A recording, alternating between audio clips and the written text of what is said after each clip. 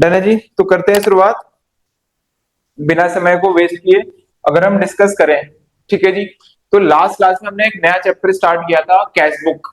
अब cash book हमने काफी हद तक कवर कर लिया था, कंसेप्ट सारे कर लिए थे हमने, क्वेश्चंस रह गए थे। क्वेश्चंस में मैंने कहा भी था कि कुछ ऐसे कॉन्सेप्ट हैं जो एग्जाम में आपसे गलतियां करवाने वाले हैं। तो उन क्वेश्चंस को हम आज की क्लास में डिस्कस करने वाले हैं, लेकिन थोड़ा सा कंसेप्ट को रिवाइज करेंगे। ठीक है, हमने किया था cash book. Cash book basically क्या करता है, हमारे एसेट के रूल को फॉलो करता है। दैट मीन्स अगर कैश बिजनेस के अंदर इंक्रीज होगा तो हम डेबिट साइड में रिकॉर्ड करेंगे, कैश अगर डिक्रीज होगा तो उसको क्रेडिट साइड में रिकॉर्ड करेंगे। देन हमारा आता है फॉर्मेट। फॉर्मेट हमारा प्यारा सा है कैश बुक का, डेट, पर्टिकुलर। देन हम यहाँ पे लिख देते हैं जेएफ। एलएफ की जगह पे जब हम लेजर लिखते थे तो वहां पे हम जेएफ लिखते थे, यहाँ पे एलएफ वर्ड यूज कर देंगे, लेजर फोलियो। देन हमारा अमाउंट का कॉलम आएगा, फिर अगेन राइट साइड में date, particular, LF and amount. Then फिर हमने देखा कि जो कैश बुक होता है वो सिर्फ और सिर्फ कैश से रिलेटेड ट्रांजेक्शन को ही रिकॉर्ड करता है। मतलब कैश इफेक्ट होना चाहिए, कैश या तो इंक्रीज होना चाहिए, कैश या तो डिक्रीज होना चाहिए। दोनों में से अगर कुछ भी नहीं हो रहा है तो हम रिकॉर्ड नहीं करेंगे। दैट मीन्स अगर मैं उधार में कोई ट्रांजेक्शन कर रहा हूं तो उसकी रिकॉर्डिंग कैश बुक में नहीं होती है। फिर हमने आगे चल के देखा कि कैश बुक टू कॉलम का भी होता है। एक तो सिंगल कॉलम है जहां पे सिर्फ कैश की बातें हम कर रहे हैं, एक होता है टू कॉलम कैश बुक जहां पे कैश का भी कॉलम होता है, at the same time bank के ट्रांजेक्शन्स भी हम उसी अकाउंट में रिकॉर्ड करते हैं। उसके लिए फॉर्मेट क्या था अपने पास, date, particular, again L F and amount के दो कॉलम आ जाएंगे, एक आएगा कैश का कॉलम और एक आएगा हमारा बैंक का कॉलम। सिमिलरली क्रेडिट साइड में डेट, पर्टिकुलर, एलएफ, कैश का कॉलम एंड बैंक का कॉलम। सर ऐसा क्या थंब रूल है कि कैश पहले आएगा बैंक बाद में आएगा? नहीं, आप बैंक का कॉलम, कैश का कॉलम, बैंक का कॉलम, कैश का कॉलम ऐसे भी बना सकते हो, कोई इशू नहीं है। फिर हमने देखा था कि जब हम डबल कॉलम कैश बुक करते हैं तो वहां पे दो एंट्रीज हमें परेशान करती है जिसको हम कॉन्ट्रा एंट्री बोलते थे। कॉन्ट्रा एंट्री कब होती थी, एक बार याद दिला दो मुझे। युवराज, मानवी, अंश, मिनल, मोनिका, कॉन्ट्रा एंट्री कब होती थी? कौन से ऐसे ट्रांजेक्शन होंगे जहां पे हम कॉन्ट्रा एंट्री पास करेंगे, कैपिटल सी लिखेंगे ट्रांजेक्शन के आगे? रिवीजन करके आए हो, फटाफट बताओ एक बार। कॉन्ट्रा एंट्री में हम जब सी यूज करते थे तो वो कौन से दो ट्रांजेक्शन्स थे जहां पे हमें कॉन्ट्रा एंट्री पास करनी होती थी, जिनमें बैंक एंड कैश दोनों इन्वॉल्व हो? वेरी गुड मानिए, ऐसे ट्रांजेक्शन जहां पे कैश और बैंक एक ही ट्रांजेक्शन में इफेक्ट हो रहे हैं वहां पे हम कॉन्ट्रा एंट्री पास करते थे। और ऐसा कब होता है, जब या तो मैं कैश विड्रॉ करूंगा बैंक से या तो कैश डिपॉजिट करूंगा बैंक के अंदर। तो ये दो ट्रांजेक्शन, कैश विड्रॉ करना बैंक से या फिर कैश डिपॉजिट करना बैंक के अंदर, उस केस में हमारी कॉन्ट्रा एंट्री होगी। बट अगर मान लो ड्रॉइंग्स कर रहा हूं मैं बैंक के थ्रू तो वहां पे कॉन्ट्रा एंट्री नहीं होगी, ध्यान रखना। वापस से क्या बोला मैंने, अगर मैं ड्रॉइंग्स कर रहा हूं, मैंने कैश विड्रॉ किया एज अ ड्रॉइंग्स बैंक के अंदर से, तो कॉन्ट्रा एंट्री पास नहीं होगी, तब सिर्फ हम बैंक के अंदर ही इफेक्ट दिखाएंगे, क्योंकि कैश बिजनेस में नहीं आया, कैश चला गया बाहर बैंक में से, तो सिर्फ बैंक इफेक्ट होगा उस केस में।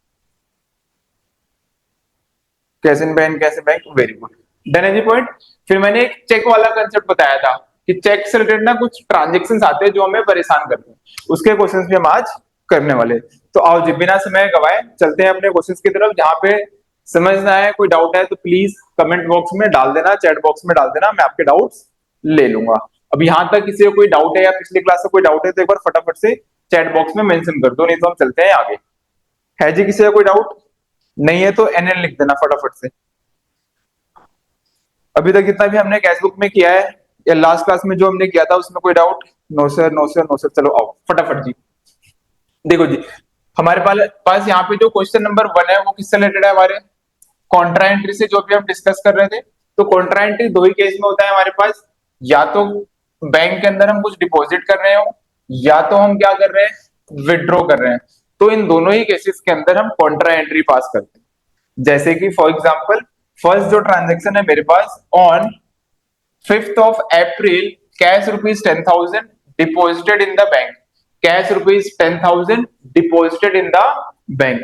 अब टोटल 7 क्वेश्चंस है हमारे पास, इन सबके लिए एक सिंगल आंसर हम यहाँ पे लिखने वाले हैं। तो पहले हम क्या करेंगे, अपना फॉर्मेट बनाएंगे जैसे हम नॉर्मली बनाते थे डबल कॉलम कैश बुक का। तो यहाँ पे मैं क्या लिखूंगा, डबल कॉलम, ये हमारा ब्रैकेट में आ जाएगा, यहां लिख देंगे हम कैश बुक, एंड देन हमारा फॉर्मेट बनेगा। एंड आपको मेरे साथ आज सारी एंट्रीज करनी है, मेरे साथ साथ लिखना है, ठीक है। आज पकौड़े लेके नहीं बैठना है, चाय लेके नहीं बैठना है, मेरे साथ साथ आपको फॉर्मेट भी बनाना है, मेरे साथ साथ आपको एंट्रीज भी पास करनी है, ठीक है जी। तो प्लीज मेरे साथ साथ फॉर्मेट भी बनाओ, क्योंकि आज जितने भी हम क्वेश्चंस करने वाले हैं वो क्वेश्चंस करने के बाद चैप्टर में कुछ रह नहीं जाएगा, that is more than enough. सारे केसेस हम इसके अंदर कवर कर लेंगे, तो मेरे साथ साथ अगर आप भी करते हो तो काफी अच्छा रहेगा। तो डेट, पर्टिकुलर्स, देन हमारा आएगा एलएफ, देन हमारे पास आएगा डबल कॉलम बना रहे हैं तो कैश का कॉलम एंड बैंक का column, then again date, particular, LF, then cash and then bank, ठीक है जी। तो डेट आ गया अपने पास, पर्टिकुलर आ गया, एलएफ आ गया, cash bank, date, particular, LF, cash and bank, ये फॉर्मेट बनकर रेडी हो गया।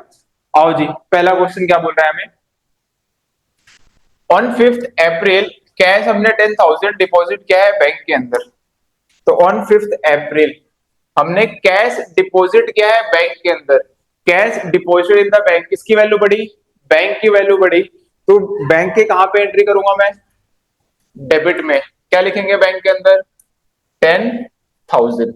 और किसकी वैल्यू कम हो गई सर, कैश की वैल्यू कम हो गई, जिसकी वैल्यू कम होगी उसके लिए हम कहां पे एंट्री करते हैं, क्रेडिट साइड में।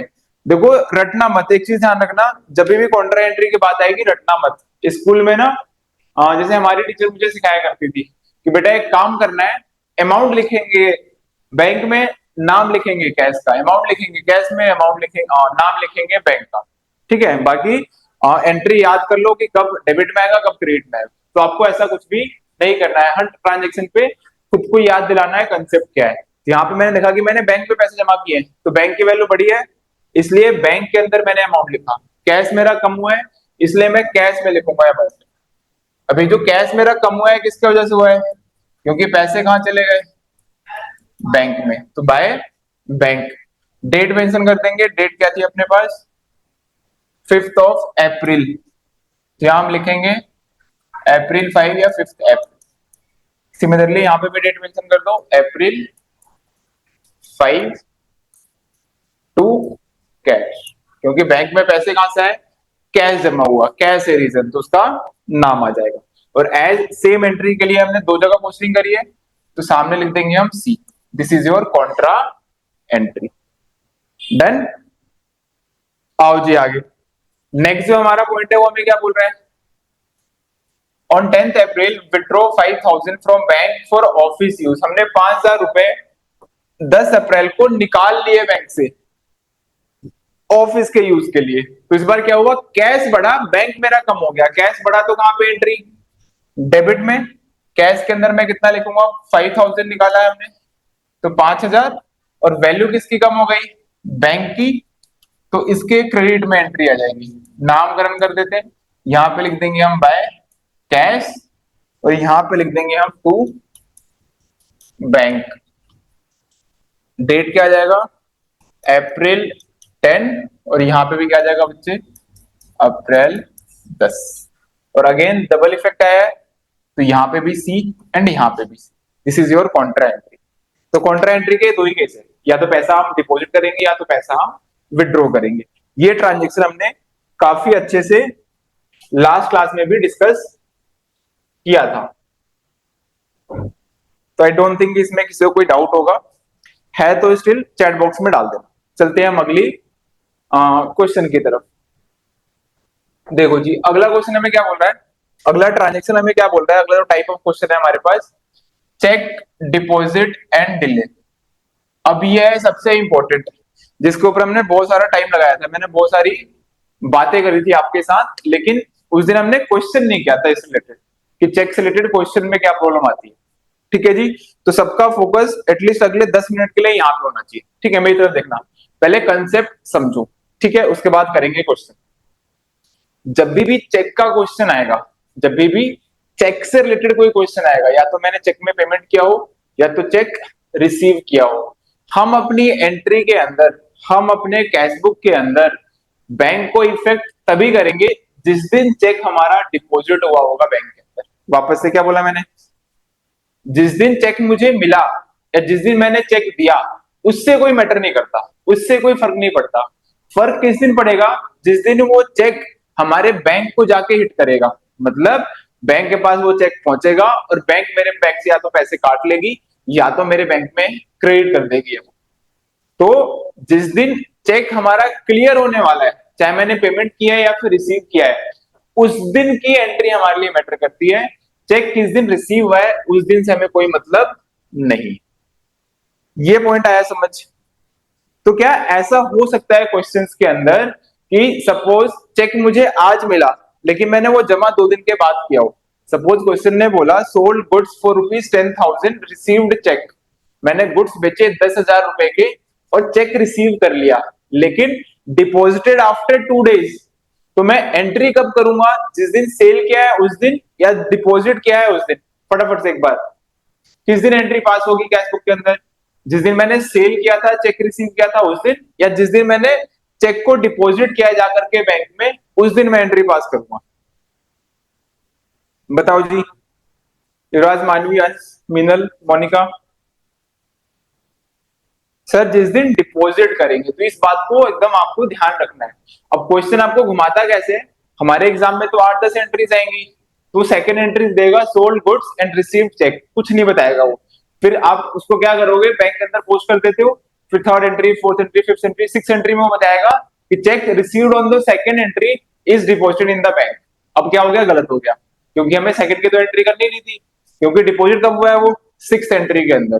तो जब भी चेक से रिलेटेड क्वेश्चन आएगा तो पूरे क्वेश्चन को पढ़ना कि उस चेक के बारे में कोई और इन्फॉर्मेशन तो हमें नहीं गिवन है। अगर नहीं दिया हुआ है इन्फॉर्मेशन, तब हम अज्यूम कर लेंगे कि सेम डे ही रिसीव हुआ और सेम डे ही डिपॉजिट हुआ। क्लियर है पॉइंट। पूरे कैशबुक के अंदर डबल कॉलम में यहां पे बस फंसोगे और कहीं पे गलती नहीं होती है। कॉन्ट्रा एंट्री 2-4 क्वेश्चन करके समझ आ जाता है। नाउ जैसे हम यहाँ पे, हमारे पास एक क्वेश्चन है, देखते हैं। ऑन 3 मई, 3 मई को received cheque 8,000 from Ramesh and deposited on 5th May. क्या लिखा है मैंने, क्या है क्वेश्चन ने बोला यहाँ पे कि ऑन 3 मई, 3 तारीख को एक चेक हमें रिसीव हुआ, किससे, रमेश से, एंड डिपॉजिटेड ऑन 5th मई, और मैंने उसको जमा कर दिया 5th मई को। क्या इतना पढ़ के मुझे आगे बढ़ना है, नहीं, सारे ट्रांजेक्शन्स को देखो। आगे क्या कर रहा है transaction, on 8th of May cheque got cleared by the bank. यहाँ पे उसने एक और गेम खेला, उसने बोला डिपॉजिट किया वो तो ठीक है 2 दिन बाद, लेकिन जो क्लियरेंस मिली है, जो चेक क्लियर हुआ है मेरे बैंक को, जब वो हिट हुआ है वो कब हुआ है, 8th ऑफ मई को। तो 3 ट्रांजेक्शन हो गए। 3 मई को रिसीव हुआ चेक, 5 मई को मैंने इसको जमा किया बैंक के अंदर, एंड 8 मई को जाकर के वो क्लियर हुआ। मेरा क्वेश्चन है आप लोगों से, किस दिन एंट्री पास करें, कौन सी डेट में हम एंट्री पास करेंगे, बताओ मेरी पलटन। सर 8 मई, 8 मई, क्या बात है, मजा आ गया, have a clap for you, शाबाश। किस दिन होगी एंट्री, 8th ऑफ मई को। अब यहाँ पे कोई मैटर नहीं करता कब रिसीव हुआ, कोई मैटर नहीं करता कब डिपॉजिट किया, मैटर क्या करता है किस दिन क्लियर हुआ। लेकिन अगर मान लो ये इन्फॉर्मेशन नहीं होती, 8th मई वाली इन्फॉर्मेशन नहीं होती, सिर्फ ये ट्रांजेक्शन होता हमारे क्वेश्चन के अंदर, तब किस दिन करते हैं हम। वापस से, अगर हमारे पास 8th ऑफ मई का ट्रांजेक्शन नहीं गिवन होता, नहीं बताता वो कि 8th मई को कुछ हुआ है, सिर्फ पहला ट्रांजेक्शन होता मेरे पास ये वाला कि 3 मई को मैंने रिसीव किया और 5 मई को उसको जमा कर दिया, तब कौन सी डेट पे एंट्री पास करते हैं हम बच्चे, तब सर 5th मई को एंट्री पास हो, क्योंकि अगली कोई इन्फॉर्मेशन है नहीं अपने पास, तो हम अज्यूम करेंगे कि जिस दिन हमने डिपॉजिट किया उस दिन ही वो क्लियर हो। ठीक है। केस नंबर 3 देखो, इसी क्वेश्चन में केस नंबर 3, ये इन्फॉर्मेशन नहीं होती मेरे पास, सिर्फ इतना लिखा होता है, ऑन थर्ड में received cheque ₹8,000 from Ramesh, that's it. इसके अलावा पूरे क्वेश्चन में कोई और इन्फॉर्मेशन नहीं है। तो अब मैं किस दिन करूंगा एंट्री पास, इसका भी डेट बता दो सर। नो एंट्री, युवराज ने बोला कोई एंट्री पास नहीं होगी सर, बात खत्म। फिर तो एंट्री ही नहीं होगी, मिनल ने भी बोला। और कोई जिसको लगता है कि एंट्री नहीं होगी?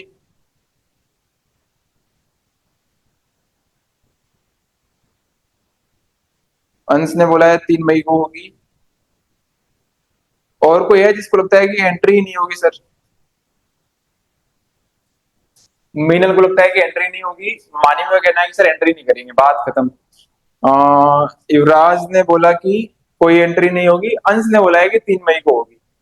अरे मेरे प्यारे प्यारे फूल जैसे, है ना, भिंडी जैसे बच्चों, यहां देखो क्या लिखा है।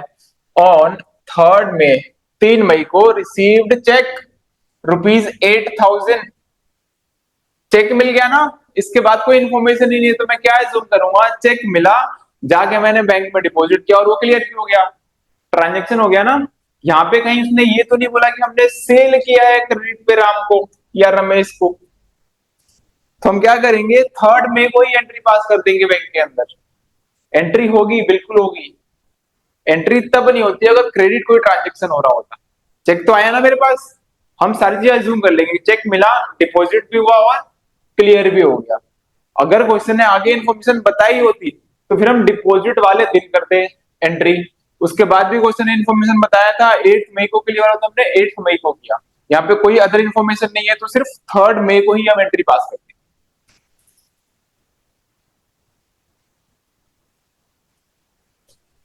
क्लियर हुआ मानवी? बट सर बैंक पर तो इफेक्ट नहीं पड़ा, वही तो मैं कह रहा हूँ। ये चेक मुझे रिसीव हुआ, क्वेश्चन ने सिर्फ इतना बताया है, ठीक है, इसके अलावा कोई इन्फॉर्मेशन नहीं है। तो हम क्या एज्यूम करेंगे कि ये चेक मुझे रिसीव हुआ, मैंने बैंक में डिपॉजिट किया और क्लियर हो गया। जैसे कि जब हम जर्नल एंट्रीज कर रहे थे, एंट्रीज करी है ना सबने, जब हम जर्नल एंट्रीज कर रहे थे तो हम क्या एंट्री करते थे, सपोज क्वेश्चन ने बोला रेंट पेड बाय चेक, तो हम क्या एंट्री पास करते थे, एक बार फटाफट मुझे चैट बॉक्स में बता दो। जब हम रेंट पेड बाय चेक लिखते थे तो क्या एंट्री पास करते थे वहां पे? सिमिलरली हम नॉर्मली हम क्या करते थे, बोलते थे कि भैया चेक से पेमेंट हुआ है ना, तो बैंक से पैसा गया, हम लिखते थे rent account debit to bank account, that's it. Directly हम क्या करते थे, बैंक के अंदर एंट्री पास कर देते थे, क्योंकि हमने क्या एज्यूम किया, जिसको चेक दिया वो उसी दिन बैंक में गया, सेम डे उसने पेमेंट किया और हमारे अकाउंट से पैसे कट गए।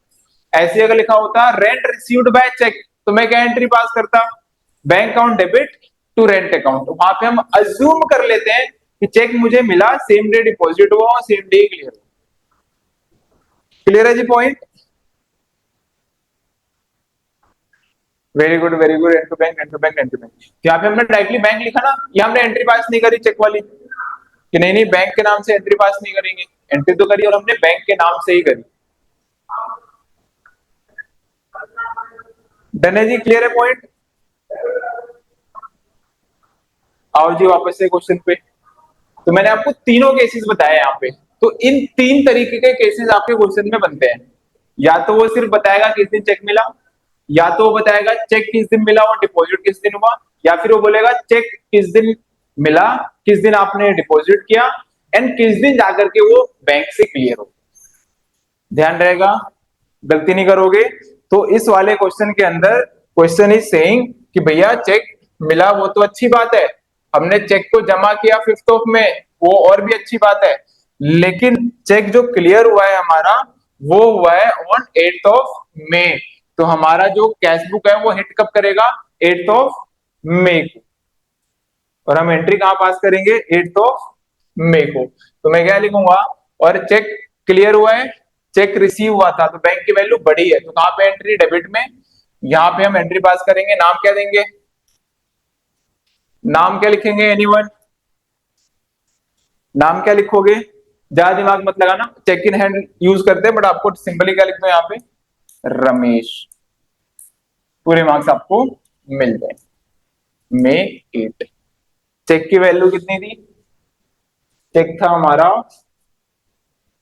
8,000 का, तो 8,000 रुपए हम यहाँ पे पोस्ट कर देंगे इन बैंक।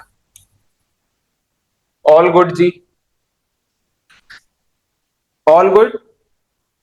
कंसेप्ट क्लियर है यहां तक सबका?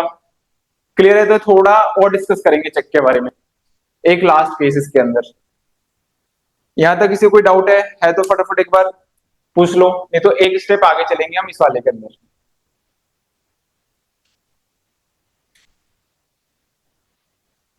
नो से नो से, ठीक है, आ जाओ जी, फटाफट फटाफट अब देखना।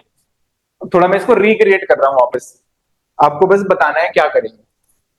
देखो जी, फोर्थ में चेक रिसीव हुआ, चेक रिसीव्ड। सिक्स्थ में चेक डिपॉजिटेड।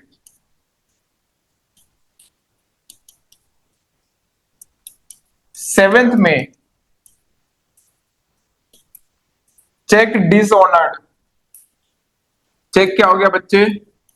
डिसऑनर्ड हो गया। नाउ मैं किस दिन एंट्री पास करूं?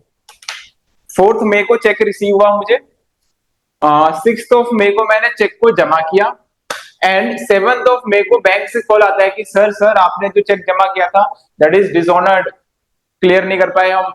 जिस पार्टी ने आपको चेक दिया था उसने चेक नहीं दिया था, आपको बनाया था, पागल पागल बनाया था, है ना, कुछ और मत समझना। और आपका चेक क्या हो गया? डिसऑनर हो गया, बाउंस कर दिया हमने चेक को। किस दिन एंट्री पास करूं मैं? फोर्थ को कर दूं, सिक्स को कर दूं, या सेवंथ मई को कर दूं?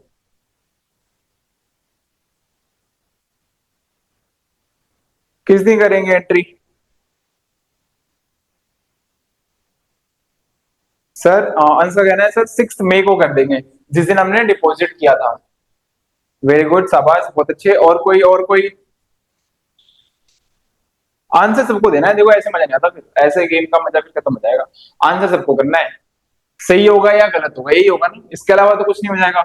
मैं आपके घर पे आकर के, ये जो पीली टी शर्ट वाला है, यहाँ तुम्हारी बात कर रहा हूँ, तुम्हें आगे मारूंगा तो है नहीं, क्योंकि मेरे हाथ इतने बड़े नहीं है। तो सही बताओ या गलत बताओ, लेकिन बताना जरूर है। सिक्स मई को एंट्री होगी, फिर सेवन मई को क्रेडिट साइड बाय कैश होगा। वेरी गुड मिनल, शाबाश। तो दो लोगों ने वेरी गुड ले लिया है, अंश ने और मिनल ने। एंड बाकी, बाकी सर ये मोह माया से हम दूर है, माया हमने किया नहीं और मोह किस चीज का है नहीं, ऐसा कुछ है? नस्वर संसार। आंसर क्या करो यार, ऐसे नहीं, फटाफट, 2 सेकंड लगते हैं टाइप करने में। मानवी वेरी गुड कह रही, मानवी कैसा कंफ्यूजन है? चलो ये भी सही है, क्लियर नहीं है। और कोई, और कौन रह गया? अंश ने बता दिया, मिनल ने बता दिया, मोनिका, युवराज।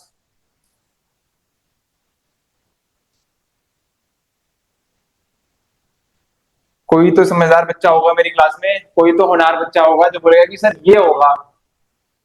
तुक्के लगा रहे हो?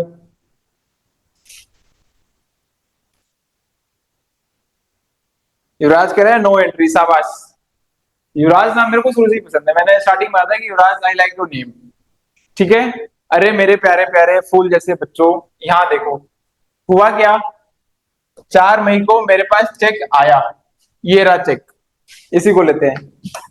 रुक जाओ, गिर जाएगा फोन। हाँ, 4 मई को चेक आया, अच्छी बात है। क्या अभी तक बैंक में पहुंचा है? नहीं। आगे मैंने इन्फॉर्मेशन देखा, चेक डिपॉजिटेड, इस चेक को मैंने अपने पॉकेट से निकाला और जा करके बैंक में दे दिया कैशियर को कि भैया ये लो मेरा चेक, जो भी ड्रॉप बॉक्स था मैंने डाल दिया और मैं आ गया। ठीक है, अभी तक अकाउंट में पैसा आया नहीं। 7 मई को मेरे पास फोन आया कि भैया अपना चेक ले जाओ, डिसऑनर हो गया, इसको हम क्लियर नहीं कर सकते, जो भी रीजन रहा हो, एक्स वाई जेड। ठीक है, मैं गया बैंक में, जा करके मैंने बैंक से वापस ये चेक लेकर के आ गया। इस पूरे सिनेरियो में, पूरी कहानी में, मेरे अकाउंट में कितने रुपए हिट हुए? मेरे बैंक अकाउंट में कितने रुपए हिट हुए, प्लस या माइनस, ये बता दो। कितने रुपए हिट हुए सर? कुछ भी हिट नहीं हुआ ना। चेक मैं लेके गया, चेक मैं वापस भी ले आया, तो मेरे अकाउंट को तो कोई इफेक्ट ही नहीं हुआ ना। ना कोई अमाउंट मेरा इंक्रीज हुआ, ना कोई अमाउंट मेरा डिक्रीज हुआ। और जब मेरा बैंक इफेक्ट ही नहीं हुआ, जब वो हिट ही नहीं हुआ, तो कोई सवाल ही नहीं उठता है बैंक के अंदर एंट्री पास करने का। दैट मीन्स इस पूरे सिनेरियो में no entry will be passed, हमें कोई एंट्री पास नहीं करनी है। इसलिए तो पूरा पढ़ना है, इसलिए तो सारे ट्रांजेक्शन को पढ़ना है। नहीं तो हम नॉर्मली क्या करते, हम जिस दिन चेक रिसीव कर रहे हैं उस दिन शायद एंट्री पास कर देते गलती से, या चेक डिपॉजिट करते हैं उस दिन गलती से पास कर देते, या जिस दिन डिसऑनर हुआ उस दिन एंट्री गलती से पास कर देते, जबकि हमें एंट्री पास करनी ही नहीं थी। ऑल गुड सर, पर डिपॉजिट हो गया था ना। वापस आओ, वापस आओ। कहां गया इससे पहले वाला क्वेश्चन अपना जो हमने किया था? हाँ ये वाला था ना, हाँ ये वाला। एक बार देखो बेटा इधर, मिनल मिनल यहाँ देखो। ऑन जो हमने ये वाला क्वेश्चन किया था, 3 मई को चेक रिसीव हुआ था, 8 मई को डिपॉजिट हुआ था, तो क्या 8 मई को एंट्री पास की थी आपने? नहीं करी थी एंट्री पास। क्यों नहीं करी थी? क्योंकि आपके पास एक और इंफॉर्मेशन गिवन थी कि चेक क्लियर कब हुआ है, बैंक ने क्लियर कब किया है, 8 मई को। मतलब अगर डिपॉजिट के आगे वाली इंफॉर्मेशन हमारे पास है तो डिपॉजिट मैटर नहीं करता कि डिपॉजिट कब हुआ है। अगर यहाँ पे आगे की इंफॉर्मेशन नहीं होगी तो डिपॉजिट वाली डेट ही हमारे लिए बैंक क्रेडिट वाली डेट बन जाएगी। लेकिन अगर आगे इंफॉर्मेशन दिया हुआ है तो deposit doesn't matter, check receive करना डजेंट मैटर। मैटर क्या करता है कि वो क्लियर हुआ कि नहीं हुआ। हुआ होगा तो करूंगा मैं एंट्री, नहीं हुआ होगा तो नहीं करूंगा, अगर क्वेश्चन ने क्लियरली बताया है तो। अगर क्वेश्चन ने बताया ही ना हो डिपॉजिट के बाद हुआ क्या, क्लियर हुआ या नहीं हुआ, तो मैं अज्यूम कर लूंगा कि क्लियर हुआ। लेकिन हमारे क्वेश्चन में क्वेश्चन इज क्लियरली सेइंग कि मालिक चेक क्या हो गया, डिसऑनर हो गया। और जब डिसऑनर हो गया तो पैसा आया ही नहीं बैंक में, जब आया ही नहीं तो मैं बैंक के अंदर एंट्री पास नहीं कर सकता। पूछो जी, पूछो पूछो पूछो फटाफट। मिनल क्लियर हुआ पॉइंट?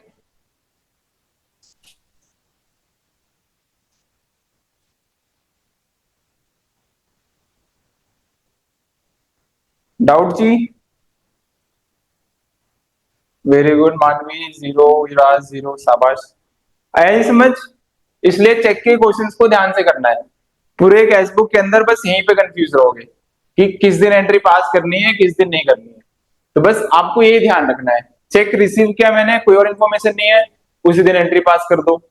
चेक रिसीव किया, ये बताया किस दिन डिपॉजिट हुआ है, तो डिपॉजिट दिन वाले एंट्री पास करेंगे, रिसीव वाले दिन एंट्री पास नहीं करेंगे कुछ भी। चेक रिसीव हुआ, डिपॉजिट हुआ और फिर क्लियर हुआ, तो जिस दिन क्लियर हुआ उस दिन एंट्री पास करेंगे, बाकी दोनों को इग्नोर करेंगे। चेक रिसीव हुआ, चेक डिपॉजिट हुआ, चेक डिसऑनर हो गया, कोई एंट्री पास नहीं। तीनों ही केसेस को हम इग्नोर कर देंगे, तीनों डेट पे कोई एंट्री पास नहीं करोगे। ये किसी अपने कॉपी के कॉर्नर में कोने में कहीं पे मस्त स्टार मार्क करके लिख लो। Done done done done done. और किसी के मन में कोई शंका आशंका? श्रीलंका, पाकिस्तान, नेपाल, भूटान, कोई भी पड़ोसी देश है तो बताओ। चलो जी, हाँ जनरल एंट्रीज करेंगे इसकी हम, जनरल एंट्रीज करेंगे। बट हमारे बैंक में कोई एंट्री पास नहीं होगी। अगर मालूम है जनरल एंट्रीज करनी हो, चलो एंट्री भी करते हैं इसकी, कंसेप्ट को निचोड़ देंगे। होता है ना नींबू को निचोड़ के फिर उसका रस निकालना है, तो हमें भी वही करना है। आओ जी, अगर मुझे इसकी जनरल एंट्री करनी हो तो 4 मई की एंट्री क्या होगी? चेक जो रिसीव हुआ है, तो चेक रिसीव करने की एंट्री क्या होती है बच्चे? हमारे डेटर ने हमें चेक दिया होगा तो एंट्री क्या लिखूंगा मैं यहाँ पे? Cheque in hand account debit. यहाँ पे भी सेम कंसेप्ट है, अगर आगे इन्फॉर्मेशन है तो यहाँ पे मैं इसको नाम दूंगा चेक इन हैंड, बैंक नाम नहीं लिखूंगा। Cheque in hand account debit to, नाम नहीं गिवन है तो हम डेटर मान लेंगे, टू डेटर अकाउंट। ये होगी फर्स्ट एंट्री। फिर जिस दिन मेरा चेक डिपॉजिट हुआ तो चेक इन हैंड चला गया, कहां चला गया ये वाला चेक इन हैंड? मेरे बैंक के अंदर। तो यहां पे क्या लिखूंगा मैं? Bank account debit to cheque in hand account. और फिर फाइनली जिस दिन ये डिसऑनर हुआ तो बैंक जो मैंने डेबिट किया था वो वापस से क्या करना पड़ेगा, मुझे क्रेडिट करना पड़ेगा, क्योंकि बैंक में पैसे नहीं आए जो मैंने अज्यूम कर लिए थे। तो क्या लिखूंगा मैं यहाँ पे, बैंक अकाउंट डेबिट, और मेरे पास वापस क्या आ गया, मेरा चेक आ गया, चेक इन हैंड अकाउंट। अब मेरे फूल जैसे बच्चों मुझे बताना, क्या ये दोनों एंट्री, ये जो दो एंट्री आपको दिख रही है, bank account debit to cheque in hand and bank account, उल्टा हो गया ना, उल्टा, cheque in hand to bank, वापस आया ना, क्या लिखोगे यहाँ पे, cheque in hand account debit, क्योंकि चेक मेरे पास वापस आ गया और बैंक से पैसा जो हम अज्यूम कर रहे थे वो नहीं गया बैंक के अंदर। ठीक है, अब मेरे प्यारे प्यारे फूल जैसे बच्चों देखना है यहाँ पे, ये जो दो एंट्री है लास्ट वाली, bank account debit to cheque in hand and cheque in hand to bank, क्या दोनों एक दूसरे के अपोजिट है, क्या ये आपस में कैंसिल हो गई, खत्म हो गई, है ना। ये वाली जो एंट्री है बैंक अकाउंट डेबिट, यहाँ पे क्या है, बैंक अकाउंट क्रेडिट, यहाँ पे है चेक इन हैंड क्रेडिट, और यहाँ पे है चेक इन हैंड डेबिट, क्या ये आपस में कैंसल आउट हो गई, खत्म हो गई। तो ये एंट्री आपके बुक्स ऑफ अकाउंट्स में कोई इफेक्ट लेकर के नहीं आई। बैंक में जितना पैसा आया था उतना ही पैसा बैंक से वापस आपने माइनस करके दिखा दिया। तो नेट नेट इफेक्ट क्या आ गया पूरी एंट्री का, जीरो। और इस वाली एंट्री में कहीं पे भी बैंक नाम ही नहीं है, और जब बैंक का नाम ही नहीं है तो क्या उसकी पोस्टिंग करोगे आप अपने कैश बुक के अंदर, नहीं करोगे। इसलिए जब चेक डिसऑनर होता है तो उसकी एंट्री हम पास नहीं करते। क्लियर है जी पॉइंट, स्क्रीनशॉट ले लो इसका एंट्री का, अगर किसी को लेना है तो, और लिखना है तो लिख सकते हो। वेरी गुड, तो बिल्कुल भी कंफ्यूज नहीं होना है। चेक के क्वेश्चंस के अंदर एक क्वेश्चन फॉर श्योर आएगा कैश बुक के अंदर चेक वाला, एक कॉन्ट्रा का आता है, तो कॉन्ट्रा में इतनी दिक्कत नहीं रहेगी। कॉन्ट्रा के दो ही केस हैं, या तो कैश डिपॉजिट होगा या तो कैश विड्रॉ होगा, इसके अलावा कोई भी केस नहीं है। एंड दूसरा है हमारे पास चेक वाले क्वेश्चन, तो वहां पे गलती नहीं करनी है। एक और केस क्या बन सकता है, क्वेश्चन बोलेगा दो चेक रिसीव हुए, एक क्लियर हो गया एक डिसऑनर हो गया, तो जो क्लियर हुआ है उसकी एंट्री हो जाएगी, डिसऑनर वाले कोई एंट्री पास नहीं करेंगे, इसका और ध्यान रखना। आओ जी, तो यहाँ पे हम कोई भी एंट्री पास नहीं करेंगे अपने चेक वाले क्वेश्चन की। चलते हैं आगे अपने अगले सवाल की तरफ। आओ जी, टाइप 3, जो ये चेक डिसऑनर की बात हो रही थी, यहाँ पे भी एक डिटेल क्वेश्चन आ गया अपने पास। ऑन 12th ऑफ जून, ये आप लोग बताओगे मुझे किस दिन एंट्री पास करेंगे, received cheque 6000 from Suresh and deposited same day on 15th of June, cheque dishonoured by the bank.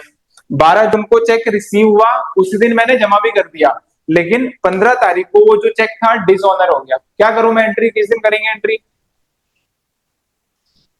बता दो जी एक बार मुझे, किस दिन एंट्री पास कर दूं, 12, 13, 14, 15, सर कोई एंट्री पास नहीं होगी। वेरी गुड, तो यहाँ पे भी कोई एंट्री पास नहीं करेंगे, ट्रांजेक्शन को हम कर देंगे इग्नोर, बिकॉज हमारा बैंक हिट नहीं हुआ।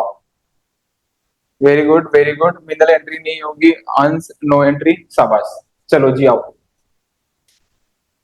अब इसके ऊपर भी ना कई बार प्रॉब्लम रहती है, बैंक चार्जेस का कोई क्वेश्चन आ जाए या फिर interest on overdraft related question आ जाए। ठीक है, अब देखना, बैंक ना दो तरीके से हमारे अकाउंट से पैसे काटती है, दो चीजों के लिए हमारे अकाउंट से पैसे काटते हैं इन रियलिटी। अगर रियल लाइफ आपका एक्सपीरियंस होगा या आपका एक अच्छा किसी बैंक के अंदर अगर आपका अकाउंट होगा तो आपने भी एक्सपीरियंस किया होगा कि आपके अकाउंट से ना पैसे कट जाते हैं कई बार। ठीक है, तो एक होता है जो बैंक आपके अकाउंट से काटती है नॉर्मली, जैसे वो बोलेगी कि एटीएम का एनुअल चार्ज काटा है सर हमने, 100 रुपए काट लिया आपके अकाउंट से। वो बोलेगी कि सर आपने मिनिमम बैलेंस नहीं रखा था अपने अकाउंट के अंदर, इसलिए हमने चार्ज काट लिया। कई बार बैंक बोलता है कि सर पासबुक मंगाया था ना आपने, उसके लिए हमने 60 रुपए 60 रुपए काट लिया आपके अकाउंट से। बैंक बोलेगी सर हम आपके अकाउंट हैंडल करते हैं ना, तो हैंडलिंग चार्ज हमने काट लिया। तो जब भी बैंक चार्ज होगा ना तो हमारे बैंक का बैलेंस कम हो जाता है, जब भी बैंक चार्ज होगा तो हमारे अकाउंट का बैलेंस कम हो जाता है। बैंक का बैलेंस कम होगा तो एंट्री कहां पे दिखाऊंगा मैं, सर अगर वैल्यू कम होती है तो हम कहां दिखाते हैं, क्रेडिट साइड। तो बैंक चार्जेस की एंट्री आपकी कहां पे होगी, on the credit side. Easy है, कोई लफड़ा नहीं है इसके अंदर। बहुत सारे बच्चे कंफ्यूज रहते हैं कि सर बैंक चार्जेस में पैसा कट गया तो कॉन्ट्रा एंट्री हो गई। नहीं, कैश नहीं गया मेरे पॉकेट से, मेरे बैंक का बस बैलेंस कम हुआ है। ठीक है, बैंक मेरे घर पे आकर के मेरे से पैसे लेके नहीं गई है, तो मेरा कैश इफेक्ट नहीं हुआ है। बैंक चार्जेस में सिर्फ बैंक का बैलेंस कम होता है, कैश पे कोई इफेक्ट नहीं आता है। तो बिल्कुल भी कंफ्यूज नहीं होना है, बैंक चार्जेस में कोई कॉन्ट्रा एंट्री नहीं होती है, बस बैंक का बैलेंस कम होता है। डन। सेकेंड है अपने पास क्या, इंटरेस्ट ऑन ओवरड्राफ्ट। अब इंटरेस्ट में हम कंफ्यूज होते हैं कि इंटरेस्ट तो मिलता है, नहीं। अब दो टाइप के होते हैं बैंक अकाउंट, एक सेविंग अकाउंट जो आपके पास है, जो नॉर्मली हम हाउस होल्ड पर्पज के लिए अपने घरों के लिए यूज करते हैं, जो आप लोगों के पास जो अकाउंट है वो सेविंग अकाउंट ही होगा। ठीक है, एक अकाउंट जो बिजनेसमैन यूज करता है ना, सपोज मैंने कोई बिजनेस ओपन किया तो उसके लिए मुझे बैंक जाऊंगा मैं, और बैंक जाकर के मैं बोलूंगा कि मेरा एक बैंक अकाउंट ओपन कर दो, जो कि कौन सा अकाउंट होगा, करेंट अकाउंट होगा। कौन सा अकाउंट होगा, करेंट अकाउंट होगा। तो नॉर्मल अगर आप अपने काम के लिए यूज कर रहे हो, अपने पर्सनल काम के लिए, तो वो क्या है, हमारे हमारे लिए एक सेविंग अकाउंट ओपन होता है। लेकिन अगर मैं अपने किसी बिजनेस पर्पज के लिए यूज कर रहा हूँ तो वो करंट अकाउंट होगा। डन। जैसे मान लो आप लोगों की फीस मेरे पास आएगी, तो वो क्या है, करंट अकाउंट के थ्रू मैं लूंगा उस पैसे को। लेकिन अगर मान लो मेरे फादर ने मुझे कुछ पैसे भेजे, मैंने अपने फैमिली के लिए कुछ एक्सपेंसेस किए, तो मैं कहां से करता हूँ, अपने सेविंग अकाउंट से करता हूँ। डन। अब जो करंट अकाउंट होते हैं, करंट अकाउंट में बैंक हमें फैसिलिटी देती है कि आपके पास जितने पैसे हैं, वापस सुनना, आपके पास जितने पैसे हैं आप उससे ज्यादा विड्रॉ कर सकते हो। जैसे कि मान लो मेरे अकाउंट में 10,000 रुपए है और मैं एटीएम जाकर के 12,000 रुपए निकाल रहा हूँ, या फिर मैंने किसी को 12,000 रुपए का चेक दे दिया। ठीक है, तो बैंक क्या करेगी, उस चेक को क्लियर कर देगी, उस सामने वाली पार्टी को 12,000 की पेमेंट कर देगी, जबकि मेरे अकाउंट में 10,000 रुपए ही थे। तो 2,000 रुपए क्या हो जाएगा, मेरे अकाउंट का नेगेटिव बैलेंस हो जाएगा। 2,000 क्या हो जाएगा, मेरे अकाउंट का नेगेटिव बैलेंस हो जाएगा। ये फैसिलिटी सिर्फ करंट अकाउंट होल्डर्स को ही दी जाती है, क्योंकि उनके बिजनेसेस में कोई इंटरप्शन ना आए। लेकिन जैसे ही वो 2,000 रुपए नेगेटिव आया, तो उस बैलेंस को हम क्या बोलते हैं, बैंक ओवरड्राफ्ट। उस बैलेंस को हम क्या बोलते हैं, बैंक ओवर ड्राफ्ट। ओवर मतलब ज्यादा, ड्राफ्ट मतलब निकालना। जब अपने अपने अकाउंट से जितना पैसा आपके पास है उससे ज्यादा विड्रॉ कर लेते हो, तो उसको बोलते हैं हम लोग ओवर ड्राफ्ट। नाम में ही आंसर छिपा है, ओवर ड्राफ्ट। ओवर मतलब ज्यादा, ड्राफ्ट मतलब निकालना। तो जितना मेरे अकाउंट में पैसे था उससे ज्यादा मैंने विड्रॉ कर लिया। अब क्या बैंक कोई भी काम फ्री में करती है ना। आज के टाइम पे माँ बाप कोई काम फ्री में नहीं करते हमारे लिए, है ना। 10 ताने देते हैं, उसके बाद काम करने के लिए देते हैं। ऐसे हम किसी के लिए फ्री काम नहीं करते, क्यों करेंगे, ऐसे समझ। तो in the same way bank भी अगर मुझे ओवरड्राफ्ट करने दे रही है ना, जितना पैसा है उससे ज्यादा विड्रॉ करने दे रही है, तो उसके अगेंस्ट में वो मेरे से क्या छीनती है, इंटरेस्ट। मेरे वर्ड पे ध्यान देना, क्या छीनती है। छीनती का मतलब क्या है, बैंक ने वापस से पैसे काट लिए। तो बैंक चार्जेस के केस में भी पैसा कट रहा है, इंटरेस्ट ऑन ओवरड्राफ्ट के केस में भी मेरे अकाउंट से पैसे कट जाएंगे। तो इंटरेस्ट ऑन ओवरड्राफ्ट भी हमारे लिए क्या है, एक तरीके का चार्ज ऑफ द बैंक। और मेरे बैंक का बैलेंस क्या हो जाता है, वहां पे कम हो जाता है। और बैंक का बैलेंस जैसे ही कम होता है, हमें पता है एंट्री कहां पे करनी है, credit side of bank account. I hope पूरी कहानी क्लियर होगी। काफी डिटेल में मैंने समझाने की कोशिश की है। आया जी समझ, आया तो फटाफट वाई लिख दो। बहुत मेहनत की है कि मैं आप लोगों को अच्छे से बता पाऊं बैंक ओवरड्राफ्ट का कंसेप्ट, क्योंकि मैं आपको पर्सनल एक्सपीरियंस बता रहा हूं। जब मैं क्लास 11 में गया था ना, ये सच्ची कहानी है। मैं जब क्लास 11 में गया था तो मेरे अकाउंट्स की टीचर थी, नाम भूल गया मैं उनका, मतलब पढ़ाती वो अच्छा थी, ठीक है, लेकिन हम थे बैक बेंचर टाइप के, हम पीछे बैठते थे, मजे करते थे। अब भाई मैम ने बोला कि सारे क्वेश्चन करेंगे, ठीक है, ये क्वेश्चन मैं दे रही हूँ बोर्ड के ऊपर, ये करके दिखाओ, है ना। और जो नहीं करेगा उसको हम क्लास से बाहर निकाल देंगे। आई वाज लाइक कि भाई लग गई आज, ठीक है भाई। अब मैम ने वहां पे लिखा, है ना, कि ये ट्रांजेक्शन, ये ट्रांजेक्शन, ठीक है। मैम ने पूछा कि सबका हो गया, अब मैंने किया तो नहीं था, लेकिन मैं बोला हाँ हाँ हो गया, हो गया। मैंने क्या बोला, हाँ हाँ हो गया। अब भाई साहब मैम आंसर पढ़ने लगी, तो मैंने दिमाग लगाया, बैक बेंचर्स जो होते हैं थोड़े सटके हुए होते हैं, तो मैंने दिमाग लगाया कि जैसे जैसे टीचर आंसर बताएगी ना कि ये चेक करो, ये लिखा है कि नहीं, ये लिखा है कि नहीं, तो मैं क्या करूंगा ना, उसको लिख लूंगा, है ना। आता तो था नहीं, क्योंकि ध्यान दिया नहीं क्लास के अंदर। तो टीचर ने मान लो बोला कि बैलेंस बीडी, है ना, इस तरफ क्रेडिट साइड में लिखा होगा बैलेंस बीडी, मैंने कहा लिख दिया बैलेंस बीडी, अमाउंट लिख दिया। फिर बोला मशीनरी अकाउंट, लिख दिया मशीनरी। परचेजेस बोला, मैंने लिख दिया परचेजेस। फिर टीचर ने बोला बाय ओडी, क्या बोला, ओडी, ओवरड्राफ्ट का क्या होता है फुल फॉर्म? O D. अब भाई साहब मुझे पता नहीं ओडी, मैं सोच रहा हूँ ऑडी की बात हो रही है, वो जो कार होती है ना ऑडी। मैं कहा यार ऑडी, ऑडी की बात हो रही है यहाँ पे, और मैंने मानोगे नहीं, मैंने लिखा ऑडी। मैंने क्या लिखा वहां पे? ऑडी। और मैं कितने दिनों तक ना ओडी को ऑडी ही समझता था कि यहाँ पे कोई ऑडी की बात हो रही है, जहाँ पे ऑडी को खरीदा या फिर बेचा गया। लेकिन बहुत बाद में जाकर के मुझे अपनी ट्यूशन क्लास में जाके समझाया कि भाई ये ऑडी नहीं है, ओडी है, that is over draft, that is over draft. और मेरी जिंदगी में, और मेरी जिंदगी में कुछ हसीन पल आए और मैं आंसर्स कर पाए। तुम मेरी वाली गलती तुम लोग ना करो। तो ओडी का मतलब ओवरड्राफ्ट है, जब हम पैसे अकाउंट से ज्यादा निकाल लेते हैं। इसलिए जब मैं पढ़ाता हूँ तो भाई कुछ समझाऊं ना समझाऊं, ओवरड्राफ्ट को अच्छे से समझाता हूँ, क्योंकि मैं समझ सकता हूँ कि मेरे दिल पे यार मतलब मैं खुद के नजरों में गिर गया था कि यार मतलब इतना खराब भी नहीं हूं मैं, मतलब 10th में अच्छी परसेंटेज आई थी मेरी, 11th में बहुत उम्मीदें थी मुझे खुद से, लेकिन ओडी और ओडी जब हुआ तो बहुत बुरा लगा मुझे। आया जी समझ? क्लियर है पॉइंट? सबको एक बार फटाफट चैट बॉक्स में डाल दो, फिर हम चलेंगे ओडी लेते हुए आगे, ओडी करते हुए आगे। तो चाहे आपको क्वेश्चन में ओडी मिले या फिर बैंक चार्जेस मिले, दोनों की एंट्री कहां पे दिखाओगे? Credit side of cash book. चलो जी, तो पोस्टिंग करते हैं। ऑन 1 जुलाई bank charge 500 as bank charges, bank ने 500 रुपए बैंक चार्जेस के फॉर्म में हमारे अकाउंट से डिडक्ट कर दिए। तो उसकी एंट्री हम करेंगे, कहां गई हमारी, हाँ, 500 रुपए उसने हमारे बैंक से काट लिए, काट लिए मतलब हमारे बैंक की वैल्यू कम हो गई, तो कहां एंट्री करेंगे? क्रेडिट में। और कहां पे दिखाओगे? 500 बाय बैंक चार्जेस। ठीक है जी, 5 जुलाई था आई गेस, तो जुलाई 5 कर देना यहाँ। डन। नेक्स्ट जो अपने पास ट्रांजेक्शन है, विच इज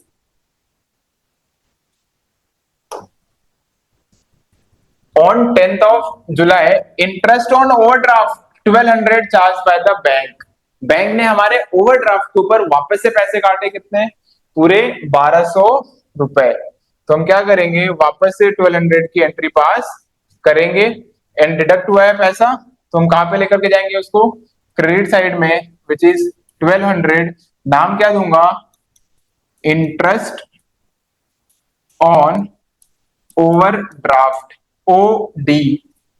कौन सा वाला ओडी? ओवरड्राफ्ट वाला ओडी, नॉट ओडी। क्लियर जी पॉइंट? एक मिनट रुक जाओ, मैं थोड़ा ना इसको, तो हमारा टाइम जाएगा बिना बात का। बैंक चार्जेस हो गया। नाउ नेक्स्ट आ जाओ। अभी ये इस टॉपिक से भी कई बार क्वेश्चन बन जाते हैं, ऐसा जितना नहीं बनता बट स्टिल चांसेस है कि बन सकता है। ठीक है, अब धीरे धीरे हम समापन की तरफ जा रहे हैं। जो पहाड़ चढ़ने वाला काम था वो हम कर चुके हैं चैप्टर के अंदर। आओ, advance payment and refund. On 4th of August paid 5000 to suppliers as advance. हमने क्या किया? 4 अगस्त को एडवांस पेमेंट करी, किसको? सप्लायर्स को। कितने की? 15,000 रुपए की। एडवांस दिया हो, कुछ भी किया हो, पैसा तो गया ना मेरे पॉकेट से, मेरे पॉकेट से मैंने पैसे निकाले, कितने? 15,000, और सप्लायर को दिया कि भाई ले जा, सामान दे जाइयो। Well and good. अब जैसे ही मैंने पैसे दिए, मैं क्या करूंगा? एंट्री पास कर दूंगा, कैश चला गया है, तो क्रेडिट साइड में एंट्री, अमाउंट कितना? 15,000 का। यहां पे हम लिखेंगे 15,000। एडवांस पेमेंट की है सप्लायर को, तो नाम क्या दोगे? ऑगस्ट, ऑगस्ट, ऑगस्ट है यहाँ पे, 1st of August। सप्लायर को पेमेंट किया मैंने एडवांस में, तो क्या लिखोगे? प्रीपेड एक्सपेंस, प्रीपेड एक्सपेंस, या एडवांस भी लिखोगे तो कोई सुन। ठीक है, ऐसा कुछ हो। चलो जी, यहां तक कहानी अच्छी थी। प्रॉब्लम क्या हुई? प्रॉब्लम हुई कि एडवांस जब हमने उसको पेमेंट किया था, तो ऑन 10th ऑफ अगस्त, 10 अगस्त को क्या हुआ, सप्लायर रिफंडेड 5,000 इन कैश, उसने उसमें से 5,000 रुपए हमें वापस कर दिए। 15,000 मैंने दिए, उसने 5,000 वापस कर दिए। जब दिए थे तो 15,000 गया क्रेडिट साइड में एंट्री, जब रिफंड आया तो वापस से मेरे पॉकेट में कैश आ गया, मेरे बिजनेस में कैश आ गया, तो मैं कहां पे एंट्री कर दूंगा, that is on the debit side. तो यहां पे हम लिखेंगे कैश के अंदर 5,000 रुपए। टू प्रीपेड एक्सपेंस था हमारे पास, तो ये नाम क्या दोगे इसको, प्रीपेड एक्सपेंस ही दोगे। वहां पे क्रिएट हुआ था, यहाँ पे डिक्रीज हो गया अगस्त 10 को। ऑल गुड, इसमें कुछ 30 मार्क वाली चीज थी नहीं, तो ये मैं उम्मीद करता हूँ कि ये तो आपको बेसिक ही लगा होगा, तो इसमें हम ज्यादा टाइम भी खराब नहीं करेंगे, चलेंगे अपने नेक्स्ट टाइप की तरफ। अब अपनी कुर्सी की पेटियां बांध लो, क्योंकि वापस से वो टॉपिक है जहां पे फंसते हो। ठीक है, अभी नहीं फंसो, अभी भी फंसोगे मतलब क्लास 11 में भी फंसोगे, क्लास 12 में भर भर के फंसोगे, क्योंकि बहुत सारे चैप्टर में क्वेश्चन आता है। एंड इवन टुडे जो चैप्टर्स एक बच्चा क्लास 12 में कर चुका है, सीए फाउंडेशन की तैयारी कर रहा है, वो वहां पे भी फंसता है, सिर्फ वर्डिंग की वजह से, है कुछ भी नहीं। तो प्लीज यहाँ पे फोकस करना अगले 5 मिनट। ठीक है, क्या कह रहा है, कैश शॉर्टेज या फिर एक्सेस। मान लो लैंग्वेज ये लिखी हुई है, on 6 found cash shortage of 3,000 in cash counter. वो कह रहा है कि 6 सितंबर को जो हमारा कैश काउंटर था, कैश काउंटर बोले तो ये रहा मेरा, ये आपको नहीं दिखेगा, नीचे काउंटर है मेरे पास एक, ठीक है, उसमें 300 रुपए कम थे, होने चाहिए मान लो 4,000 रुपए, दिख रहे हैं 3,700, 300 रुपए कम थे। अब इसको सही करना है, कैसे करेंगे सही, जितना पैसा होना चाहिए उससे कम दिख रहा है, तो मैं क्या करूंगा, निकालूंगा पैसा, और जो कमी दिख रही है ना, उसको पूरा कर दूंगा, क्योंकि पैसा होना चाहिए था बट पैसा है नहीं। लेकिन बीइंग एन अकाउंटेंट मुझे अकाउंट को टैली करके देना है, जो सही है वो पूरा करके देना है। ठीक है, और किसी को पता नहीं चलना चाहिए कि भैया पैसा कहीं और से आया। आया जी समझ, सिंपल समझो कि टेबल के ऊपर रखा हुआ था 300 रुपए, हमें काउंटर का बैलेंस हमने चेक किया, देखा कि 300 की शॉर्टेज है, तो मैं क्या करूंगा, वो जो 300 रुपए में जमा नहीं कर पाया था उसको जाकर के कैश में डाल दूंगा। तो जो गलती है ना उसको उधार लेना है, तो अगर शॉर्टेज है तो उसको बढ़ाना पड़ेगा, अगर एक्सेस होता, ज्यादा होता तो कम करना पड़ता, बस इतना ध्यान रखो, जो सही है हमें वो करना है, अगर कम है तो बढ़ाएंगे, ज्यादा है जितना होना चाहिए उससे ज्यादा दिख रहा है तो मैं उसको कम कर दूंगा। तो शॉर्टेज है यहाँ पे, कितने की शॉर्टेज है, 300 रुपए की, तो इसको मैं इंक्रीज करूंगा, इंक्रीज करेंगे तो कहां पे एंट्री, डेबिट साइड में। नाम क्या देंगे हम इसको, नाम क्या दोगे, यहां पे आ जाओ, सितंबर, 1 सितंबर डाल देते हैं, September 1। कितने की शॉर्टेज थी, 300 की, और कहां पे शॉर्टेज थी, 300 की। नाम क्या दोगे, अंडर कास्ट, क्या नाम दोगे, अंडर कास्ट, जितना होना चाहिए उससे कम वैल्यू। और अगर एक्सेस हो जाए, ज्यादा हो जाए, जो नेक्स्ट ट्रांजेक्शन में हमें गिवन है, विच इज ये रहा, 8 सितंबर को found access cash of ₹200 in the counter. आज अलग ही दिन हो गया, जितने पैसे होने चाहिए काउंटर के अंदर उसमें 200 ज्यादा नजर आ रहा है, तो मैं क्या करूंगा, उसको वहां से निकाल दूंगा, मैं क्या करूंगा, वहां से निकाल के साइड कर दूंगा, और नाम क्या दूंगा उसको, कम था तो अंडर कास्ट, ज्यादा है तो ओवर कास्ट। कुछ ऑथर्स देखोगे आप, तो वो क्या करते हैं, इसको सस्पेंस का नाम भी दे देते हैं, मतलब हमें पता नहीं है कि ये पैसा कहां से आया कहां गया, तो हम इसको सस्पेंस का नाम भी दे देते हैं, बट आपको क्या करना है, अंडर कास्ट ओवर कास्ट डाल दूंगे, कोई इशू नहीं होगा। अब बढ़ाना है हमें पैसे को, यहाँ पे बढ़ाया था, यहाँ पे कम करना है, ज्यादा है पैसा, तो क्या लिखेंगे हम, September 10 ओवरकास्ट, ज्यादा था पैसा तो मैं निकाल रहा हूं, निकालूंगा तो एंट्री कहां पे, क्रेडिट साइड में, कैश के अंदर 200। आया जी समझ, डाउट जी किसी को यहां तक कोई, किसी भी प्रकार का, किसी भी तरीके का है तो पूछ लो। फिर हम क्या करेंगे, इसको अब टैली करने का प्रोग्राम करेंगे, टैली मतलब फाइनल इसको क्लोज करेंगे, पूरे क्वेश्चन को जो हमने इतनी मेहनत से किया है। नो सर, नो सर, चलो आ जाओ जी, अब मेरे साथ आपको भी टैली करना है। मैंने स्टार्टिंग में ही कहा था और मैं उम्मीद कर रहा हूँ कि आप मेरे साथ इस क्वेश्चन को कर रहे हो। चलो जी टैली करते हैं, देखते हैं पहले कौन करता है। आप लोगों के आंसर पहले आते हैं या फिर मेरा आंसर पहले आता है। एंड जो सीबीएसई बोर्ड से है ना, बाकी बोर्ड्स का नहीं, जो सीबीएसई बोर्ड के हैं उनको पता होगा कि क्लास 12th में सीबीएसई ने क्या किया है, कैलकुलेटर्स अलाउड कर दिए। तो जब आप क्लास 12th में जाओगे तो आप कैलकुलेटर के थ्रू कैलकुलेशंस कर सकते हो। बाकी बोर्ड्स में, कुछ बोर्ड्स में अलाउड है, कुछ स्टेट्स में, कुछ स्टेट्स में अलाउड नहीं है। तो अपने अपने स्टेट्स के अकॉर्डिंग देख लेना। बट अगर आप सीबीएसई बोर्ड को बिलोंग करते हो तो कैलकुलेटर अलाउड है, बट क्लास 12th में, 11th में खुद ही करना है। तो चलो जी, मैं भी कर रहा हूँ, आप भी करो, देखते हैं पहले कौन करता है टैली, किसका आंसर पहले निकल के आता है। मैं उम्मीद करूंगा कि आप लोगों का आंसर मेरे से पहले ना आए, नहीं तो बहुत मारूंगा एक को, अगर मेरे से पहले किया किसी ने तो। चलो जी, ज्यादा वैल्यू मुझे नजर आ रही है कैश के अंदर इस तरफ। कमाल हो गया इस बात तो। 10, 15, 25,200। अभी एक इमेजिनरी क्वेश्चन है इसलिए इधर आ गया, बट ऐसा होता नहीं है कि कैश में क्रेडिट ज्यादा आ जाए।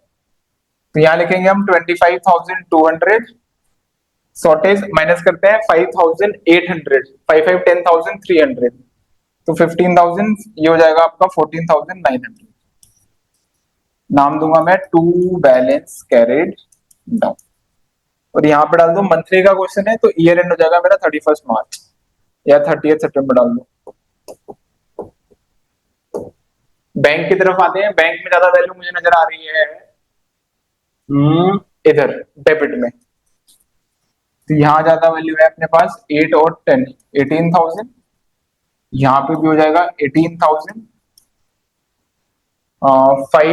6,700 माइनस कर दो, 6 माइनस हो जाएगा 12 से माइनस कर दो 11,300, 11,300। This is your balance of bank. नाम क्या देंगे, बाय बैलेंस कैरिड डाउन 30 सितंबर।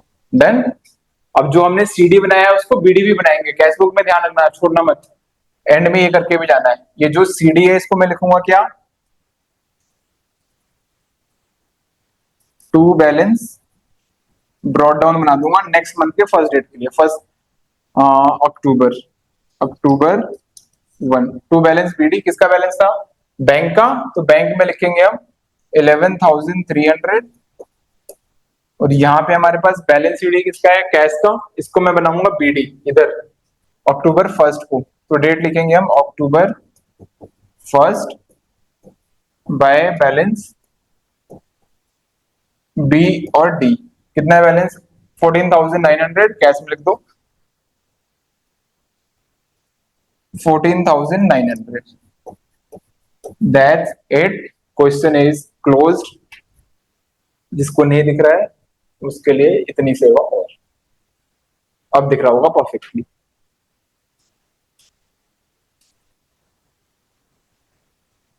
किसी का भी नहीं आया मेरे से पहले आंसर। शर्म आती है, शर्म, थोड़ी सी भी शर्म। जो बेचने लायक बच्ची हो जिसको बेच के कुछ पैसे कमा पाओ आप। एक का भी आंसर मेरे से पहले नहीं है। लानत है, लानत। मेरे जैसा बुजुर्ग आदमी है ना, तुम लोगों से इतना सीनियर, उसने कैलकुलेट कर दिया और आप लोगों से कैलकुलेशन नहीं हुई। युवराज सर मेरा आ गया था, तो बताया क्यों नहीं आ गया था, तो मैं कैसे मालूम आ गया था। ऐसे मैं भी बोल दूंगा कि मैंने तो बहुत कुछ कर दिया था। क्या क्या क्या क्या, आपने कहा था नहीं, मैंने ऐसा कुछ नहीं कहा था। वो तो मैं कंपटीशन जीतने के लिए तुम लोगों को डरा रहा था, तुम डर गए। कितने भोले वाले बच्चे हो यार तुम। भाई 2025, 2025 में आगे बढ़ना है तो दो लोगों को खींचना पड़ता है, तभी आगे बढ़ोगे।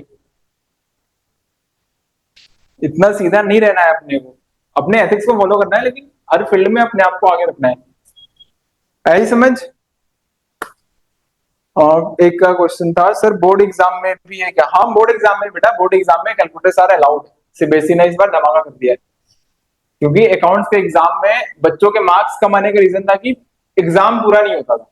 मुझे क्वेश्चन आता है बट मैं एग्जाम पूरा नहीं कर पा रहा हूँ। क्यों, क्योंकि कैलकुलेशंस बहुत बड़ी है, टेबल्स बनाने में बहुत टाइम जाता है। और कैलकुलेशंस इतनी बड़ी चीज नहीं रहेगी, क्योंकि हम इन रियल लाइफ आप देखते हो कि दुकान वाले को भी तो वो खुद कैलकुलेट नहीं करता, उससे जाओ ना, एक दूध का पैकेट लो, एक बिस्किट का पैकेट लो, वो भी ना वो कैलकुलेट करके फिर बताता है कि इतना दे दो। दैट मीन्स कैलकुलेशन एक बहुत बेसिक टेक्नोलॉजी से आज के टाइम पे हर एक इंसान कर रहा है। तो उसके वजह से किसी ऐसे बच्चे का जो ब्रिलियंट हो सकता था, उसका एग्जाम छूट गया, उसके मार्क्स नहीं आए, उसको अच्छा कॉलेज नहीं मिला, तो टैलेंट वेस्ट हो गया हमारी कंट्री में। तो सीबीएसई ने बोला कि नहीं भाई, ऐसे नहीं चलेगा, कैलकुलेटर्स आप अलाउ करो एग्जाम के। इसलिए calculators are allowed by the CBSE board exams in class 12th। All good, topic सारा समझ आया? Yuvraj, Manvi, Meenal, Monika.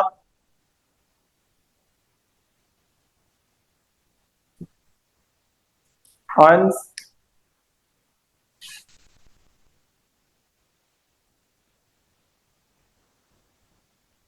Yes sir, yes sir, yes sir.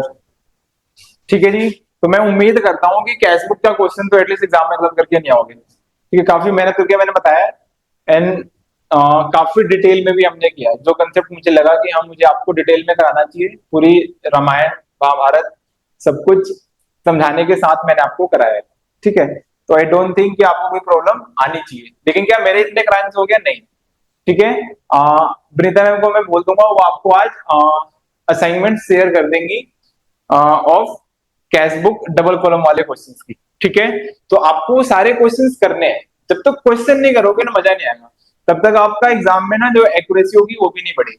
ठीक है, इस सिंपल एक क्वेश्चन से आप कंसेप्ट समझ जाओगे, लेकिन आपका कॉन्फिडेंस, आपके मार्क्स का बढ़ेंगे जब आप क्वेश्चंस करो।